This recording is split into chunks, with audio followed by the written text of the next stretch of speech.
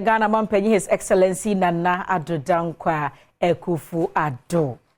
Takrade achechefo nyina da ne ho abasobode ekoso no ene akotie ne nsem wode etu dwa na yemfiri ho no na nsem kono amu ne yegina de na anubo no ena achechefo nkabomuko National Association of Teachers omode ade hwede mu oden eto mpanifo ahodo eka bi o manim se wasrada akade ode be ma achechefo be ma ade kire ne adesua akoyie no onfa no mo no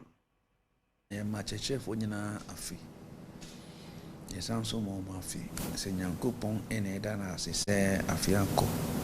asamba betu ye bioma eda so timko na de o mo ne se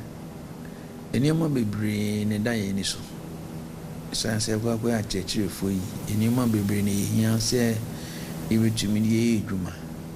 na dodo na so no ke esa ban ene ese de maye tumi ye edwuma o de di kan no for resources now it be training teachers no because who employ competent staff resources now the be training one they to me no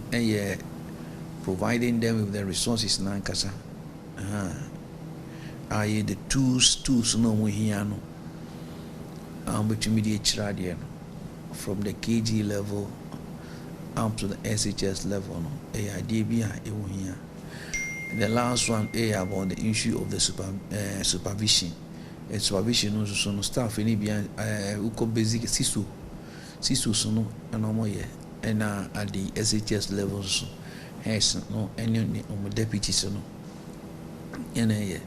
and resources now between me tools now between the say my way nyana no and then say jina sa afi so na ye fan kai employer no say man be hono a ebi ni hono nti o mo hwe na emra se ne be ya adwuma na ye no ebetimi ayama na 2023 aka ye 7 years